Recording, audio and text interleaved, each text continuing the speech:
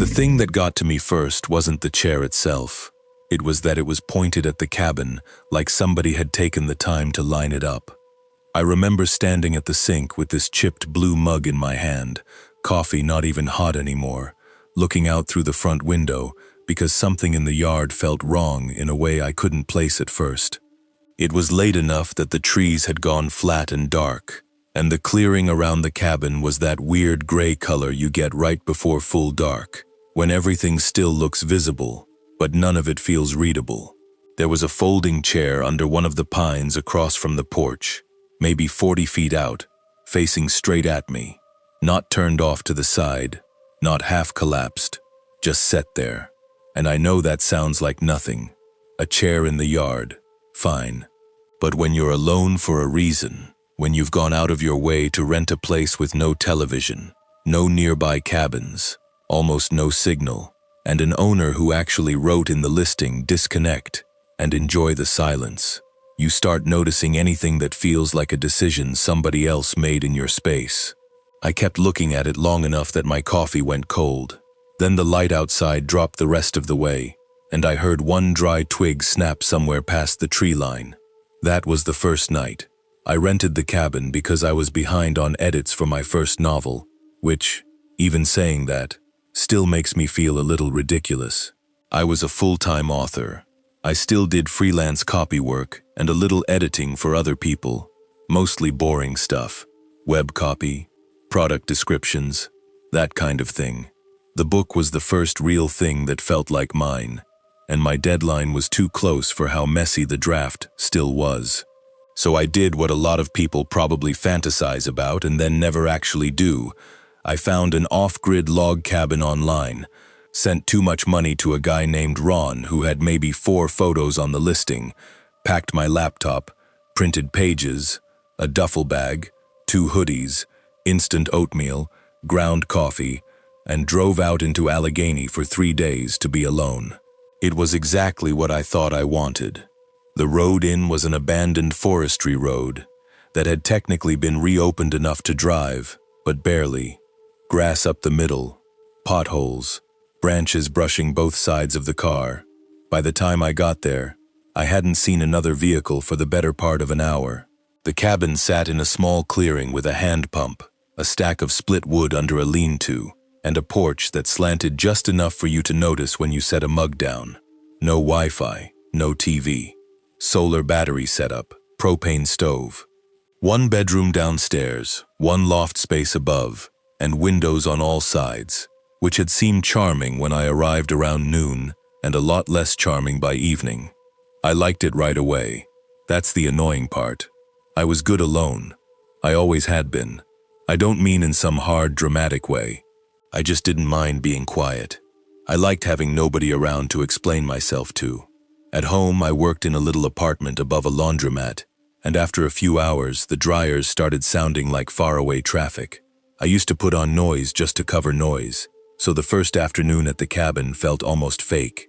I edited for a few hours at the kitchen table, made coffee too strong, because I forgot how little you need when you're using one of those old enamel camping pots. Took a short walk down the logging road before sunset, saw deer tracks, heard crows, came back in when the temperature dropped, and that pine smell got sharper. Everything about it felt like the retreat I'd been trying to buy myself. The chair was the one thing that didn't fit. I told myself it belonged to the previous guest. People forget stupid things at rentals all the time. A folding chair was a normal enough object. Maybe somebody sat out there to watch birds. Maybe Ron dragged it out there and forgot it. Maybe it had been there for months, and I just hadn't noticed, because the light hit differently in the afternoon. That was all reasonable. I still locked the door before full dark. I worked another hour or 2 that first evening. I remember making notes on a printed chapter with a dull mechanical pencil, because I hadn't packed a pen that worked. Around 10 or so, the cabin had that deep quiet you only get in places with no traffic anywhere nearby. It wasn't silence exactly. The stove clicked every so often. Wind moved through the trees in these slow layers. Something brushed the outside wall once, probably a branch. I got sleepy early, which surprised me. and I was actually kind of pleased with myself, like maybe this had been a good idea after all. Then, just after I got into bed, I heard footsteps outside. Not rushing, not stumbling, walking. They came from somewhere near the front of the cabin, slow and even, on leaves and dirt, with that dull, packed earth sound shoes make when the ground is dry under the top layer. I held still and listened, because my brain did this stupid hopeful thing where it tried to sort the sound into something else.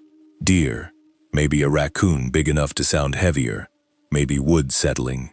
But it kept moving, one side of the cabin to the next, unhurried, like somebody taking a look. I didn't move toward the window. I want to be honest about that. In the version where I act smarter or braver, maybe I do. In the real version, I stayed flat on my back under a blanket that suddenly felt too light, and listened to the sound make one complete circle around the cabin. Then it stopped. No voice, no knock.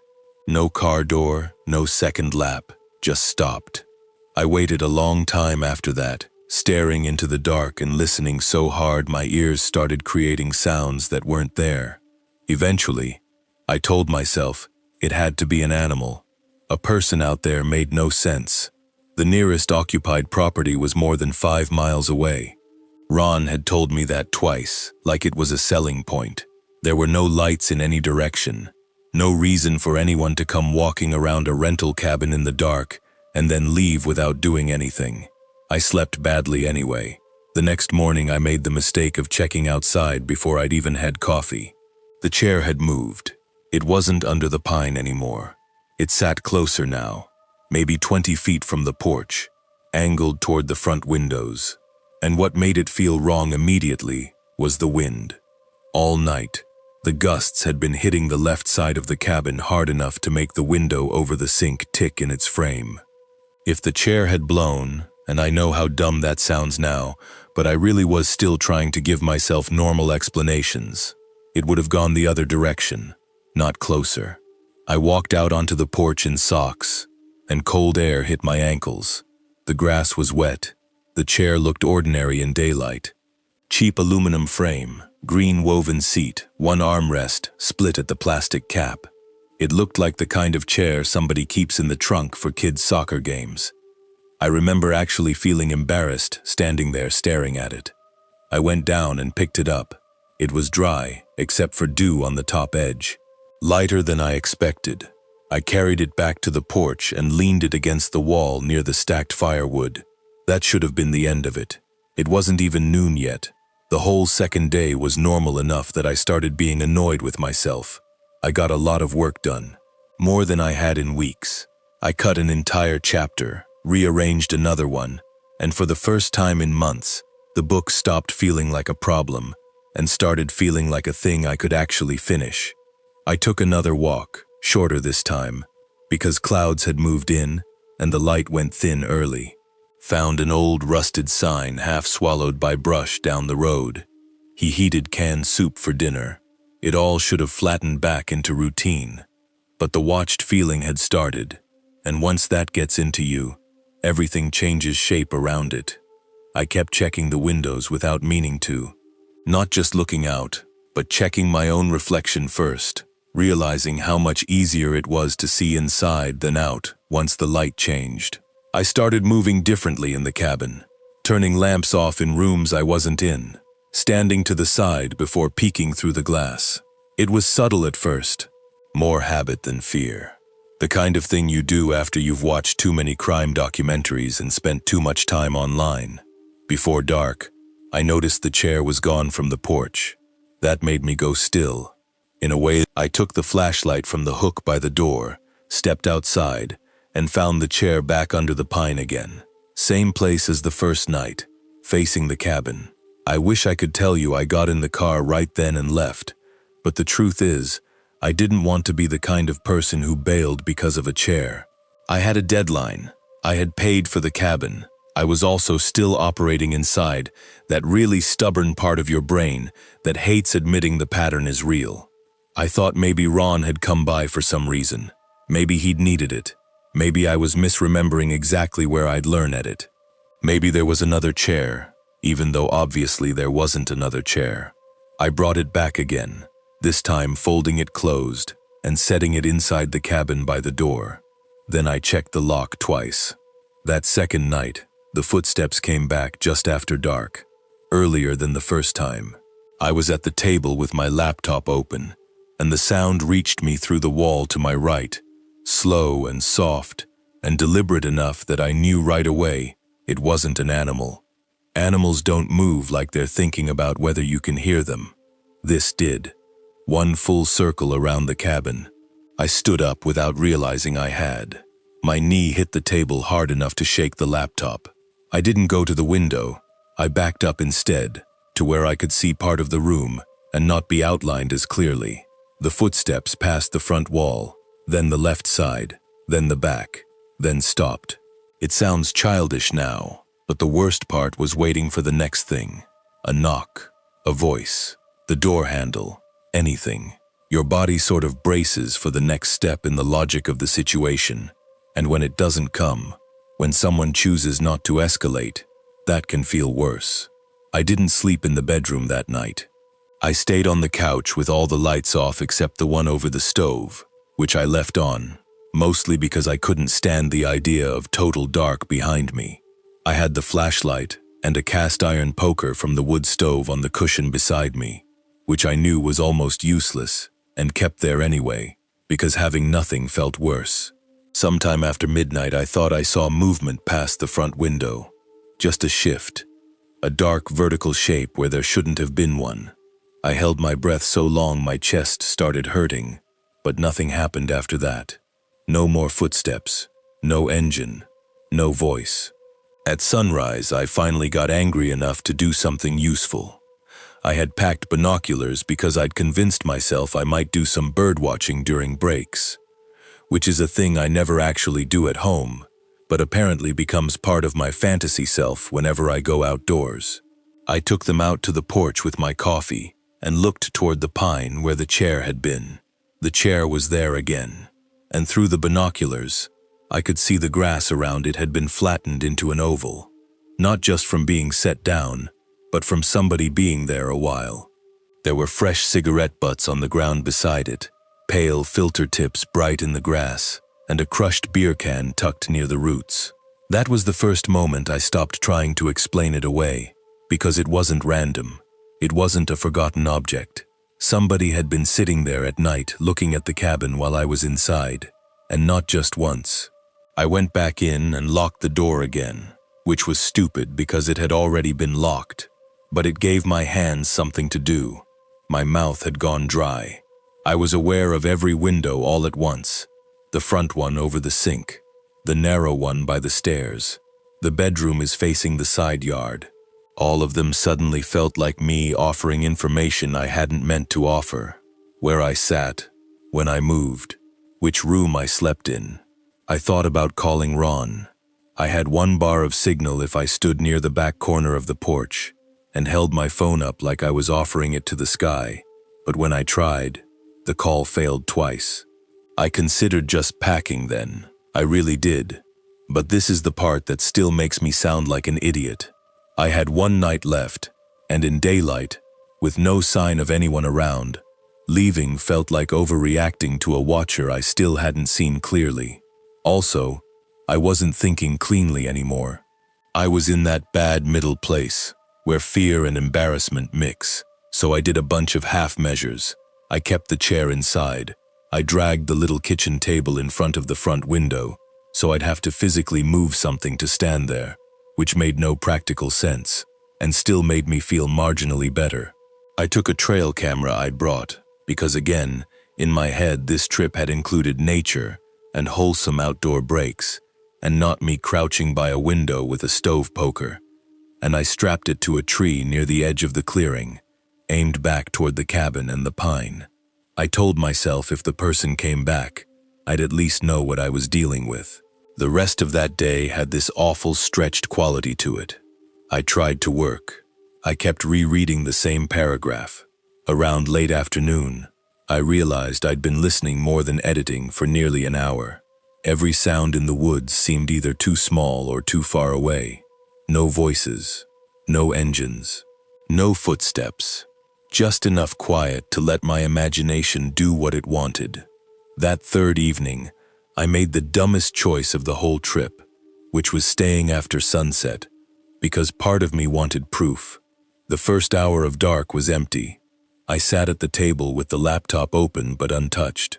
I had every interior light off except one lamp behind me, mostly so I could see without lighting myself up like a display. Outside, the clearing had disappeared into black, except for the pale strip of dirt near the porch, where the lamp leaked through. I could hear the stove cooling, a little metal ping every so often. The smell of cut pine and old smoke. My hands kept going cold, then warming again when I wrapped them around the mug. No footsteps came. That almost made it worse. I started wondering if the person had seen the trail camera, or noticed something different, or if they'd been close enough to watch me install it. Every possibility made the cabin feel less private. Around 11, I finally decided I was done. Not with the trip, just with trying to out-stubborn the situation. I was going to leave first thing in the morning, pack at daylight, drive straight out. I even felt a little stupid relief when I made the decision. Like, okay, good. That's the adult move. You don't need to prove anything. I slept maybe 2 hours, broken up. At sunrise, the clearing looked harmless, in the way dangerous places always do, once enough light hits them. I packed fast. Laptop, printed pages, chargers, clothes stuffed back into the duffel without folding. I didn't even bother washing the mug. The only reason I stayed longer than 15 minutes was the trail camera. It was out near the edge of the clearing, and I had that awful curiosity by then. I needed to know if I'd caught anything, even if it was just enough to show law enforcement there really had been someone there. I took the camera down and brought it inside, because my fingers were cold and I didn't want to stand in the yard scrolling through files. It was one of those little cameras with a tiny screen and awkward buttons that never quite respond the first time. I stood at the kitchen counter and started clicking backward through images. The first dozen were nothing. Gray dawn, empty clearing, a deer too far off to matter, night shots of blowing branches. Then I hit a frame from the first night. The chair was under the pine, and a man was sitting in it. Even on that tiny screen, I could tell he'd been there a while because his posture looked settled, not paused. Legs apart, one arm resting on the split armrest, cigarette ember a bright white point. He was wearing a dark jacket and a knit cap. I couldn't make out his face because the infrared flattened everything, but he was angled toward the cabin, toward me. I kept clicking. The next frame was 10 minutes later. He was still there. 20 minutes later, still there. Then another hour, different position, same chair. I had this really strange detached feeling for a second, like my brain couldn't match the ordinary object on the screen to what it meant. This person hadn't wandered past. He hadn't checked the cabin and moved on. He had sat there for hours. I skipped ahead to the second night. Same man, same chair. There are details you notice because they are useful and details you notice because your body decides to brand them into you. One thing I remember clearly is that he never once looked at the camera. Either he hadn't seen it, which seems unlikely now, or he had and didn't care. In every frame, he was watching the cabin. Sometimes leaning forward, sometimes sitting back. Once standing just to the side of the chair with his hands in his pockets. Another frame showed him gone for maybe 10 minutes, then back again. On the timestamp, he was there well past 2 in the morning. I clicked into the third night and felt my mouth go dry all over again. He'd come back. There were fewer shots because I'd aimed the camera differently that afternoon, but it caught enough. The chair under the pine. The man arriving from the tree line. Not from the road, from the woods behind the clearing. He set something down, maybe a bottle or a thermos, then sat and watched the cabin. Watched it for hours. Never approaching the porch, never trying the door, never waving or announcing himself or doing anything that would fit into normal human behavior. Just sitting there in the dark, looking at the windows while I moved around inside, thinking I was alone. Then there was one image near the end that I still think about more than the others. In it, he was standing, closer to the cabin than before, not by much, maybe 10 feet past the chair. His head was turned slightly, like he was listening. The timestamp was just after the point when I had decided to leave in the morning. For a second, I genuinely couldn't make my hands work right. I dropped the camera, it hit the floor, batteries skidding under the table. I snatched my keys off the counter, grabbed the duffel, left the coffee pot, left a stack of printed pages, left half the food, and got out. I didn't do any dramatic last look. I didn't walk the perimeter or check the tree line. I locked the cabin door out of pure reflex, got in the car, backed too fast down the drive, and nearly clipped one of the posts by the road. The whole way out on that abandoned forestry road, I kept watching the rearview mirror, expecting to see someone step into the middle of it, or a vehicle appear behind me, where there hadn't been one for 3 days. Nothing did. Once I hit the pavement, I drove straight to the sheriff's office in the nearest town. I was probably talking too fast when I got there. I remember apologizing for that, which now seems insane. They took it seriously once I showed them the camera. 2 deputies went back out with me later that morning, and just being in a vehicle with other people again felt unreal, like I was stepping out of a bad thought.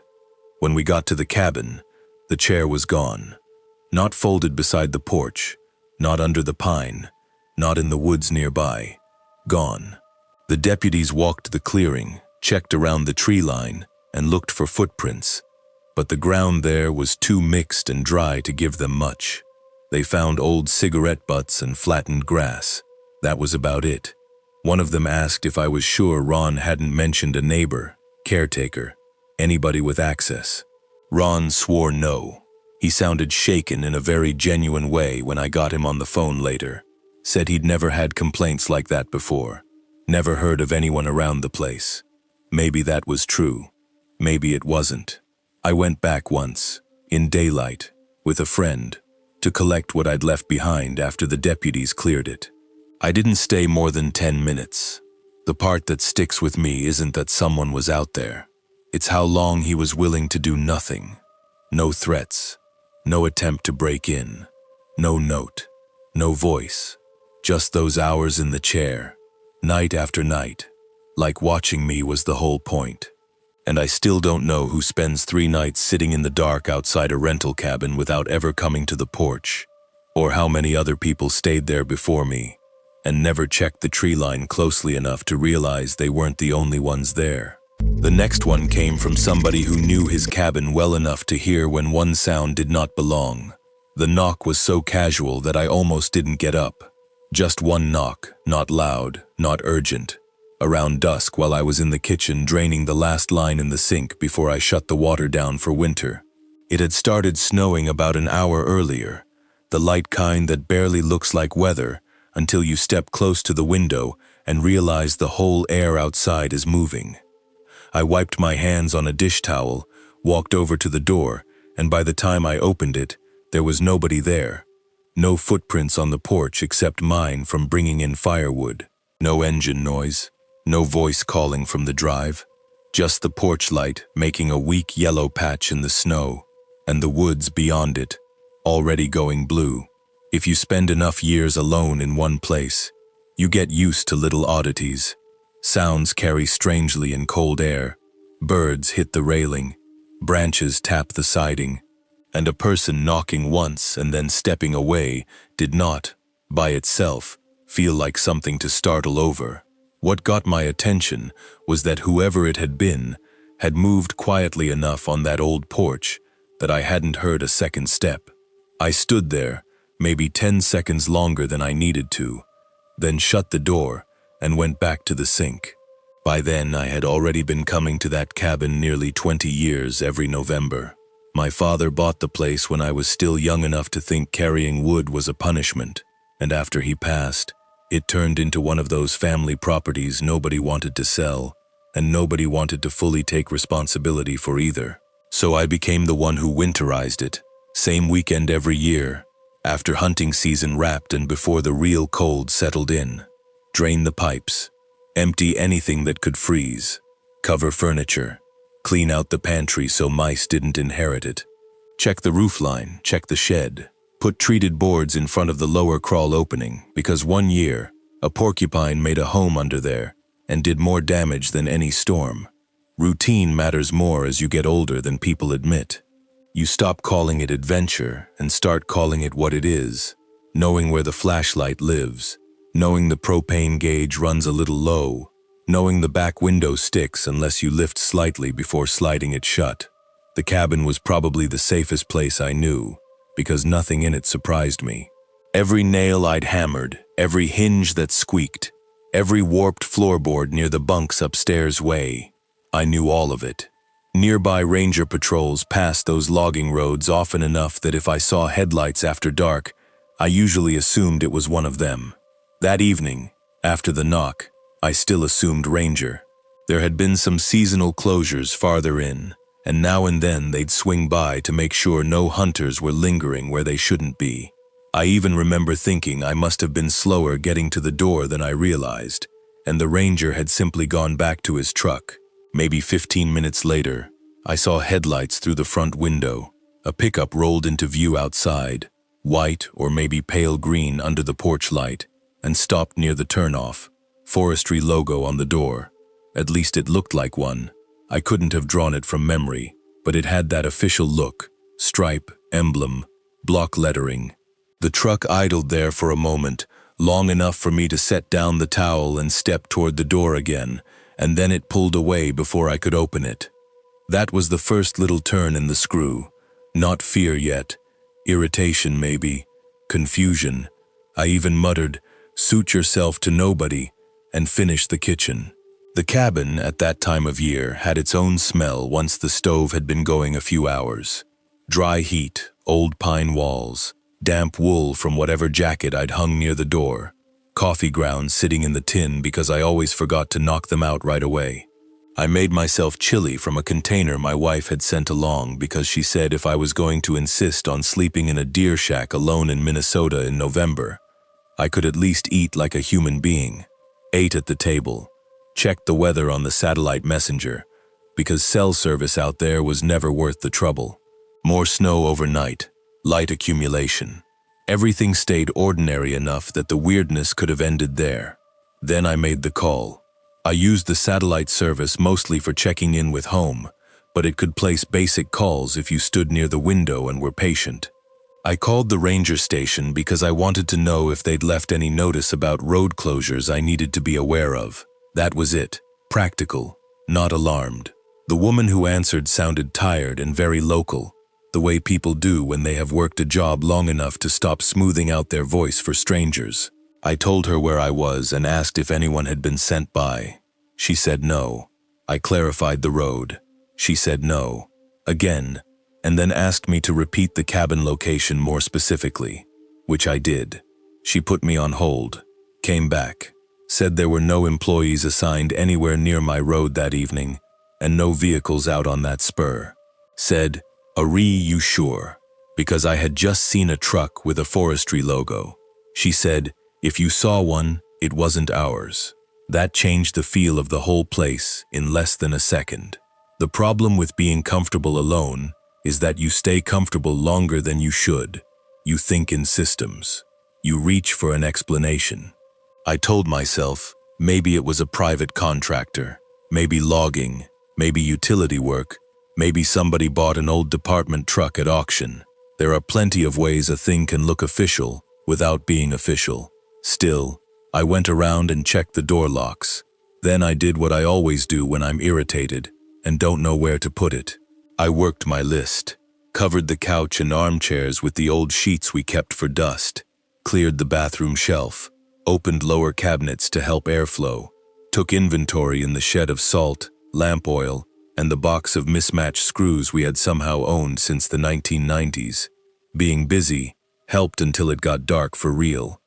Around 9, while I was on a ladder in the little hall taking down the curtain rod, my sister insisted it needed storing every winter.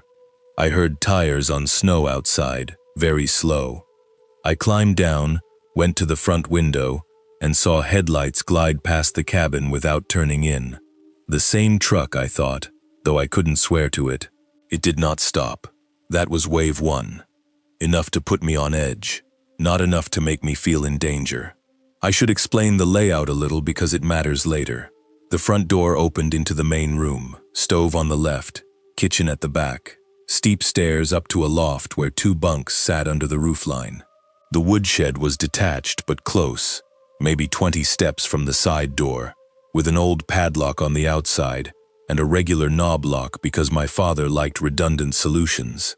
The family had a few spare keys over the years, but they were all accounted for as far as I knew, or at least I had always assumed they were. I settled in upstairs after 10, brought my duffel up, set my flashlight and glasses on the crate we used as a nightstand, read maybe 3 pages of a paperback before realizing I hadn't absorbed a word. There is a certain kind of alertness that wears the mask of calm. You are still seated, still reading, still telling yourself nothing has happened, but every creak in the place gets sorted instantly, familiar or not. The wind changed sometime before midnight. I remember because the snow began hitting the loft window in little dry ticks instead of sliding past it. Then I heard the woodshed door open, not forced, opened. It was unmistakable if you knew the sound. First the metallic little click of the latch giving way, then the scrape of the bottom edge against packed snow, then the hinge with that short complaining squeal I had meant to oil for years and never did. I sat up so fast that the paperback slid off the bunk. For a few seconds, I didn't move at all. I listened. No crash, no banging around, no muttered voices. Just the shed door moving once more, lighter this time, maybe being eased back or pulled wider. It occurred to me then that if somebody was stealing from the shed, forcing the lock would have made sense. Breaking in makes sense. What I had heard sounded like a key. I got off the bunk quietly and crossed to the loft window. From there, you could see the side yard and the top half of the shed roof, but not the door itself, unless you leaned to one side and pressed close to the glass. I did that and immediately drew back because the cold from the pane had gone right through my forehead. Outside the yard was silver and blue, and the kind of dim where shapes seem complete until you look directly at them. No one is visible, I told myself. Ranger, contractor, lost hunter, somebody with permission I didn't know about. The list of explanations was getting thinner, but I kept using it because the alternative was harder to name out loud. I waited maybe 5 minutes, then another sound came from below me. Not outside this time. The tiniest pressure on the front porch boards. Not a full step. More like someone shifting weight carefully. That was wave 2. I killed the loft lamp and crouched by the window instead of standing in it. My heart was beating hard enough that I could feel it in the base of my throat. I don't say that for drama. It's just where it was. I remember swallowing against it and hearing the swallow in my own ears. A flashlight beam slid once across the side of the cabin, low and controlled, not the random sweep of someone searching for a lost dog or looking for a breaker box. It paused at the shed, moved on. Another beam answered from farther back near the tree line. 2 people. I stayed down and looked through the narrow, clear part of the window where my breath hadn't fogged the glass. A man in a reflective forestry jacket walked into view from behind the shed. Radio clipped to his chest, flashlight in hand. The silver strips on the jacket flared when the beam from the other person crossed him. He wasn't hurrying. That was maybe the most upsetting piece. He moved as if he belonged there. He stopped near the side wall of the cabin and spoke into the radio, too low for me to hear the words. Then the second man appeared from the front, dressed the same way. Reflective jacket, dark knit cap, flashlight. They met near the corner, and one of them pointed toward the back of the cabin with his light. I remember thinking, in this really stupid split second, that maybe they were looking for some hazard, a gas leak, a damaged line, something official enough that there would be a reason for the secrecy. Your brain hates letting go of normal. Then one of them tried the side door, not hard, just enough to see if it would open. Every rational explanation I had been nursing broke right there. I backed away from the window and sat on the floor, because my knees had gotten unreliable all at once. I kept expecting them to pound on the door next, announce themselves, anything. Instead, I heard low voices outside, then the crunch of steps moving slowly around the cabin perimeter. Not random, methodical. One pass, then another. Flashlight glare touched the lower edge of the loft window and moved on. It happened in cycles after that, which is why the night feels so long when I replay it. They would circle once, speak quietly, stop somewhere I couldn't see. Then nothing for maybe 10 minutes. Just enough quiet to make me think maybe they'd left. I would creep back toward the window, straining to hear an engine, and then another beam would cut across the snow from a different angle, and I would realize they were still there. At one point, I heard a vehicle door shut. Relief hit me so hard, it almost made me dizzy. I thought, good, they're done. Whatever this was, it's over. I waited, heard the truck start, tires crunch. The sound receded down the road. I sat on the bunk in the dark and breathed for what felt like the first time in half an hour. Then the porch boards creaked again, shorter this time, closer. They had not left, or not both of them had. That was the false release, and after it, nothing in me believed the situation could improve on its own. I considered trying to call out that I was armed, except I was not. There was an old shotgun at the cabin, but it had belonged to my father, and years earlier, my wife had made me promise no firearms would stay there after a nephew started getting curious. The only things within reach were a flashlight, a hatchet small enough to be mostly symbolic, and the iron poker by the stove downstairs if I dared go for it. I thought about running to the truck. Terrible idea. To do that, I would need to come down the stairs, cross the front room, open the door, and commit myself to a dark open yard with at least one man already somewhere near the porch. So I stayed in the loft, which was both the worst tactical choice and the only one that felt possible. The next release was even smaller. Silence for maybe 15 minutes. No beams, no voices. Snow thickening enough that the yard went soft-edged. I almost convinced myself again that they were gone. Then I saw one of them at the back woodshed, opening and closing the door as if testing something. Using a key. I know how that sounds, the certainty of it. But I knew the difference between metal being forced and metal being turned. This was turned. There was no jerking, no rattle, just a clean click, and the door giving. My stomach dropped in that very old, physical way you can't talk yourself out of. Whoever they were, this was not opportunistic. They had come equipped for this place specifically. I stayed at the loft window from then on because not seeing them felt worse. The final wave began sometime after 2, though I couldn't tell you exactly when, because I had stopped checking time and started counting everything by sound. One of the men stood near the front of the cabin, while the other moved with a flashlight around the side windows, pausing at each one to look in. He did not cup his hands to the glass or act like a curious passerby. He leaned slightly, the angle of the light deliberate, checking sightlines. The one near the front spoke into his radio again. The other answered, not from the radio but from the back side of the cabin itself. A low voice carried through the cold. They were coordinating. I shifted to the other side of the window, keeping to the shadow, and finally got a look past the truck when it turned near the drive. No government plates, regular plates, dark, muddy, half obscured by snow. The truck door still showed the forestry mark, but once I was looking for flaws, I could see them. Magnet decal maybe, not cleanly placed. Something about the font is off, too wide or too thick. Counterfeit, in the way a stage prop looks convincing until you get near it. One of the men stopped directly below the loft window. I froze hard enough that my lower back started to shake.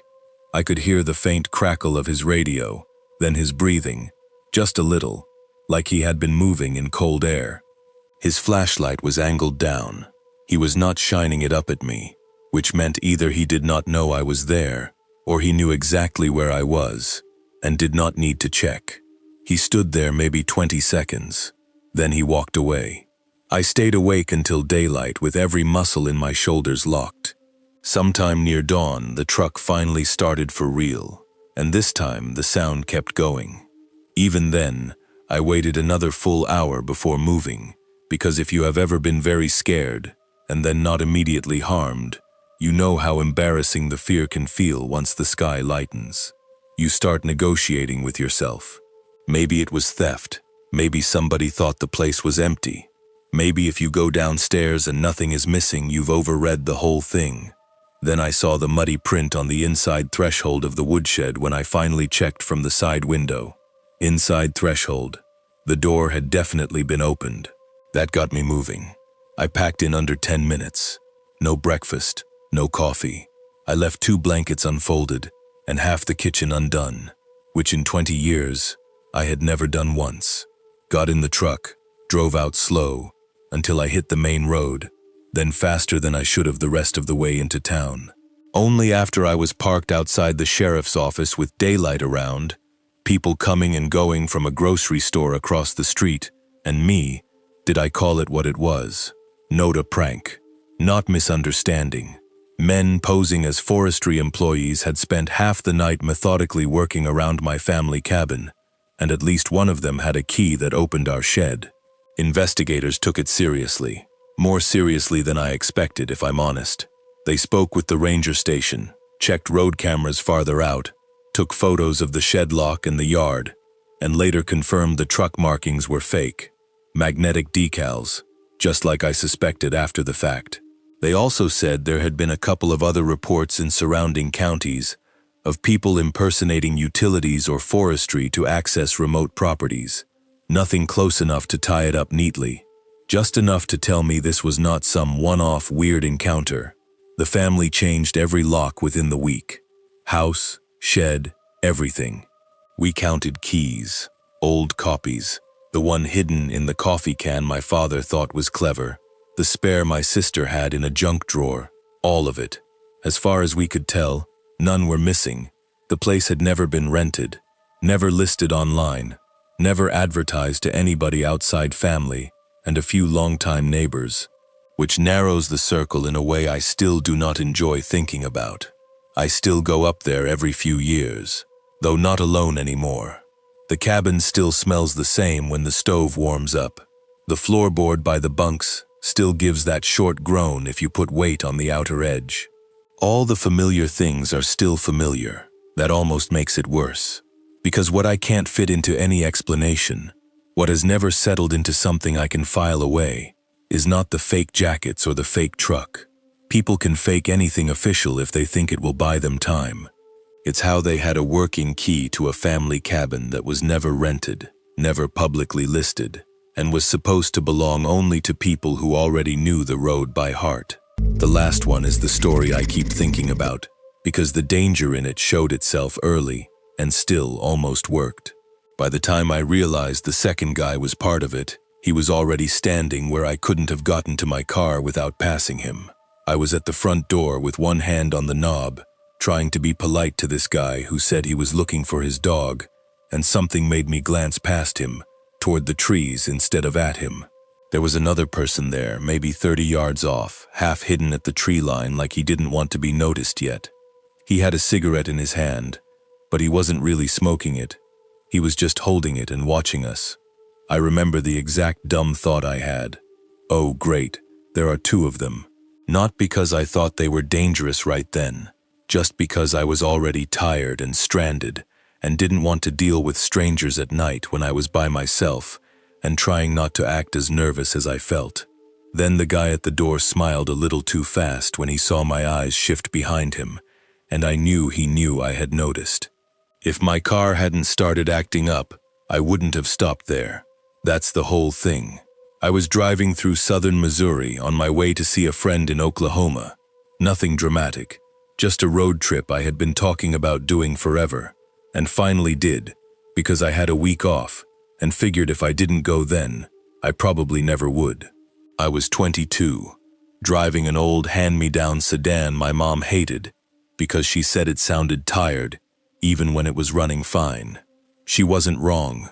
The air conditioning barely worked, the right speaker rattled, and if you accelerated too hard getting onto a highway, the transmission sometimes took a second to decide whether it agreed with you.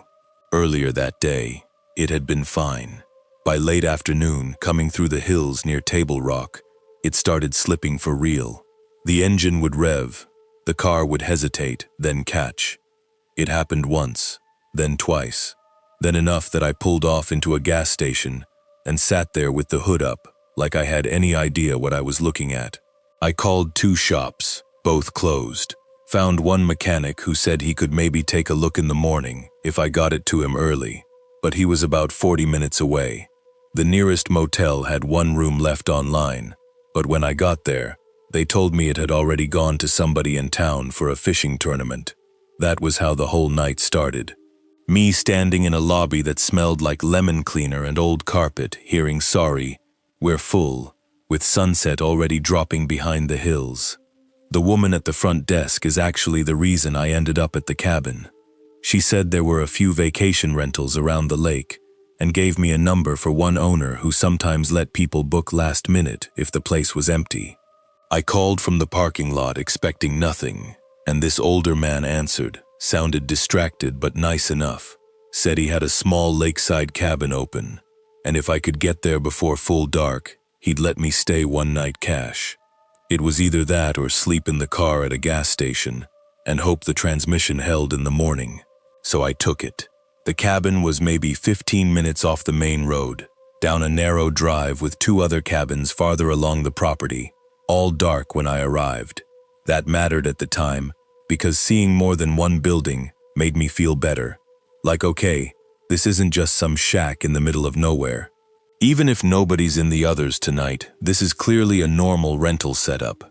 The owner met me at the first cabin, handed me a key, apologized that the Wi-Fi was spotty, and said the mechanic in town opened at 8 and knew the area well. He was in a hurry in that older guy way, where you can tell they're trying not to seem rude. He kept glancing toward the road like he had somewhere else to be. I paid cash, thanked him too many times, and carried my backpack inside. It was a decent little place, not fancy, but clean. 1 main room with a couch and kitchenette, a small bathroom, back bedroom facing the lake. The kind of cabin where the walls are knotty pine, and every lamp has a fake antler base because somebody thinks that's rustic. There was a damp smell from the lake, mixed with whatever cleaning product they'd used on the floor. I dropped my bag, texted my friend that I was alive and temporarily in woods-adjacent exile, and tried calling my mom but got spotty service again. I was not good alone in places like that. That's an important part. At home, I always had noise on. TV, music, people upstairs, traffic outside, anything. Quite that completely didn't relax me. It made me aware of my own breathing. I kept telling myself it was one night. Lock the door, charge the phone, sleep, get the car to the mechanic, and leave. About 30 minutes after I got there, somebody knocked. I looked through the front window first and saw a man standing on the porch in a dark jacket and ball cap, hands visible, no obvious reason to panic. He looked maybe mid-30s, muddy boots, apologetic face already ready, before I even opened the door. He asked if I'd seen a brown dog, said his brother's lab had slipped its leash near the road a little while ago, and they were trying to find it before it got hit or ran into the woods. The reason I believed him right away was that there were actually muddy paw prints across the gravel outside. Not a whole trail, but enough. 4 or 5 clear prints leading past the porch. So I stepped out onto the porch to talk to him. That was probably the moment they were counting on. He kept it normal. Asked if I'd just arrived. Asked if I heard barking. Asked if the owner had mentioned anyone else staying in the other cabins. And that question should have landed harder than it did. But at the time, it just sounded like local small talk attached to the dog thing. I said I didn't think so. He nodded, glanced toward the drive, thanked me, then asked if he could walk around the side of the cabin and whistle near the lake because the dog liked water. Again, normal enough on paper. Before I answered, I looked toward the tree line because I'd gotten that feeling you get when a conversation is being overheard. That's when I saw the second man. He was standing back near the edge of the dark trees with a cigarette, turned slightly away like he was trying to act casual. But if you're really just waiting while your friend asks about a dog, you don't hide 30 yards off in the dark where the person at the door might not notice you. Something in me tightened right then.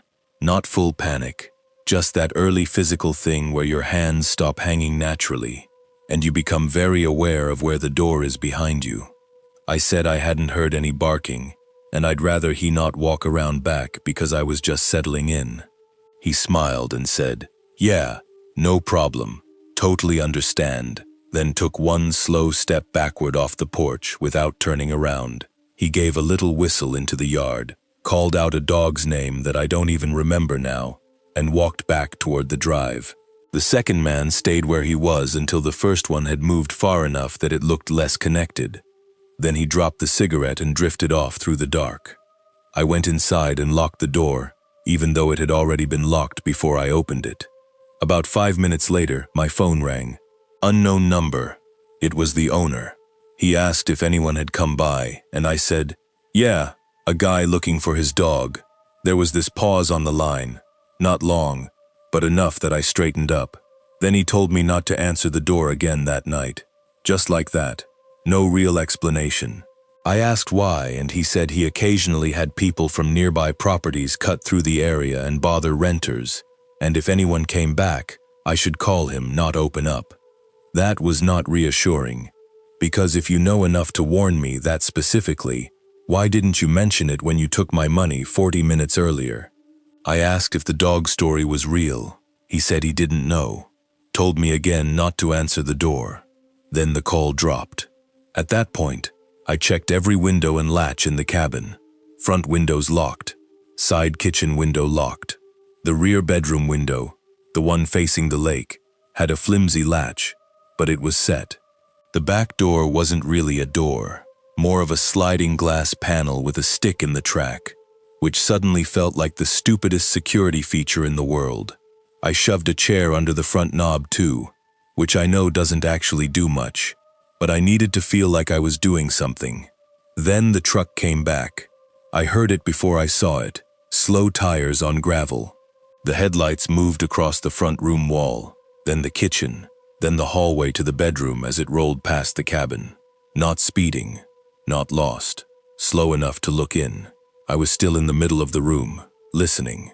The truck continued down toward the other cabins, turned somewhere out of sight, then came back a few minutes later. Same speed, same sweep of light across every window. It passed 3 times like that. By the second pass, my stomach felt hollow. By the third, I had already grabbed my car keys and wallet and put them in my hoodie pocket because some part of me had stopped thinking sleep and started thinking leave if you have to. The problem was the car. It was parked nose in on a slight incline beside the cabin, and after the way the transmission had been slipping, I had zero confidence it would just start and pull out cleanly if I needed it to. I actually went outside for maybe 10 seconds during a gap after the second pass to check whether I could reposition it, and the night out there felt huge. No other cabin lights, no voices, just lake smell and damp air and insects so loud near the brush they almost covered the sound of the truck idling somewhere farther down the property. I got back inside fast. This is where being uncomfortable alone makes you make bad bargains with yourself. I kept telling myself that if I stayed quiet and everything locked, maybe they would decide I wasn't worth the trouble. Maybe they were casing the empty cabins, not mine. Maybe the owner had some local feud, and I was accidentally in the middle of it. Every explanation I came up with was desperate and thin, but I kept coming up with them because the other option meant admitting I was isolated, on purpose or not, and there was nobody close enough to help me in time if things turned. The next knock came just after the truck passed again. Same front door, same man, I was pretty sure. Lighter this time. like he didn't want to alarm me. Then his voice came through the wood, saying, "Sorry to bother you again. I think I heard the dog behind your place." I didn't answer. He knocked again, a little firmer, and said, "If you could just open for 1 second. I don't want to walk around your cabin without letting you know." That sentence is what convinced me it was a setup. Too polite, too prepared. He wasn't looking for permission. He was trying to get me positioned at the front again. I backed down the short hall toward the bedroom because somehow it felt safer to have more walls between me and the door. My phone had one bar. I tried calling the owner, and it went straight to voicemail. Tried the non-emergency line I had looked up earlier for the town near the mechanic. The call failed. The knocking stopped. I waited. Nothing. That silence lasted maybe 30 seconds, maybe 2 minutes. Time got weird. Then I heard the softest metallic tap from the rear of the cabin. I turned and looked through the bedroom window. The second man was there. He wasn't at the tree line now. He was right outside the rear bedroom window, crouched slightly, one hand on the frame, testing the latch with careful pressure, not yanking, not trying to smash it, just seeing what would give without noise. And because the front of the cabin was quiet, I knew exactly what was happening. The first guy had me pinned to the door while the second checked the back. That was the peak of it for me, not because anything had broken yet, but because the whole arrangement became clear in 1 second. 2 people, planned, coordinated. One distracts, one enters. My body moved before I had any complete plan. I ducked out of the window line and ran for the front room. The chair I had jammed under the doorknob scraped sideways on the floor as I yanked it clear. The front knock came again right then, harder, like the guy outside had heard movement and thought maybe I was finally coming to open it. I didn't even look through the glass. I went out the side, the little kitchen door, because it was opposite the front porch and gave me the best chance of reaching the car before the man at the front rounded the corner. Cold air hit my face so hard, it almost made my eyes water. Gravel slipped under my shoes. I hit the car, got in, shoved the key in, and the engine turned over once without catching. That was the worst second of the night. Not because of any dramatic sound behind me. I didn't hear a yell, didn't hear running footsteps right away. Just the car not starting, and my own breath going short and stupid in my chest. Then I remembered the slope. I threw it into neutral, dropped the brake, and let the car roll backward down the slight incline away from the cabin. It wasn't a big hill, but it was enough. The sedan started moving, gravel popping under the tires, and I turned the key again while it rolled. The engine coughed, caught, and came alive with that rough, embarrassed shake old cars do when they are forced into one last favor. At the same moment, the headlight snapped on behind me from farther down the property. The truck.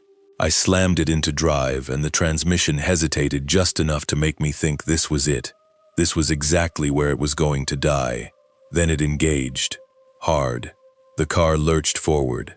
I got onto the narrow drive with the truck already moving to intercept from the lower fork where I hadn't even realized another turnoff connected back. If they had timed that better by 5 seconds, they would have blocked me clean. Instead, I came onto the drive ahead of them and clipped the edge of a low branch hard enough to hear it scrape the roof. The truck swung behind me so fast, its headlights filled the rearview mirror white. I remember gripping the wheel so hard my palms actually hurt afterward. The road out wound through trees and then up toward the main road. No shoulder, loose gravel, steep enough in places that I could feel the sedan fighting every gear change. They followed me for nearly 2 miles. Not bumper to bumper, close enough that I couldn't lose sight of their lights, far enough that if I braked or spun out, they'd have time to stop. Once they flashed their high beams, maybe by accident, maybe to make me panic, and the whole inside of my car lit up. My backpack on the seat looked like a person for half a second, and I nearly swerved. I kept waiting for the transmission to fail. Every time the engine revved a little high, my throat tightened. I talked out loud the whole time. Not words that helped, just come on, come on, come on, as the car could decide. Then, I hit the highway. The pavement alone felt like rescue. More room, actual painted lines, a chance that another vehicle might appear. I took the turn too fast. Tires chirped, corrected, and when I looked back after maybe 15 seconds, the truck was slowing. Another 10 seconds, and it turned around completely, tail lights swinging red across the dark, before vanishing back down the road toward the lake. They never followed onto the highway. I drove straight past the mechanic's town because I didn't want to stop anywhere small. Kept going until I found a 24-hour gas station near a bigger road with lights, cameras, and two guys in reflective vests drinking coffee by a work truck. I parked where everyone could see me and sat there shaking so hard I couldn't get the cap off a bottle of water. When I finally told somebody, it was a state trooper who came by after the cashier called. I gave him the cabin address, or as close as I could get from my map's history. Called the owner again and woke him up, or maybe caught him pretending to be asleep. I still can't tell. He sounded rattled. Kept saying nobody had ever had trouble there before, which might have been true, but by then I didn't trust anything that depended on local goodwill and a dark road. The trooper asked the usual questions. Did they threaten you directly? Did you see weapons? Can you describe the truck? I answered all of it the best I could. Dark pickup, older model, mud on the lower panels, maybe a silver toolbox in the bed. Two men, one mid-30s maybe, one a little heavier, both white, both wearing caps. Not much to work with. No plates, because I never got close enough and it was dark, and I was busy trying not to get trapped. I slept in my car at that gas station anyway, because by then, I trusted bright lights more than walls. The engine off, doors locked, work trucks coming and going before dawn. In the morning, the mechanic confirmed the transmission was bad enough that if I'd had to stop and restart on that driveway one more time, I might not have gotten moving again. That part stays with me more than it probably should. People always ask why I think they picked my cabin if there were others on the property that looked empty. And that's exactly what I don't understand. Empty cabins are easier, less risk, less uncertainty. But they came by once to make contact, once to check whether I would open up, once to see if anyone else was with me. And then they split roles like they were waiting for proof that I was completely alone before they tried anything. I still don't know why that mattered so much to them, or what they planned to do once they were sure nobody inside that cabin was going to make them hesitate.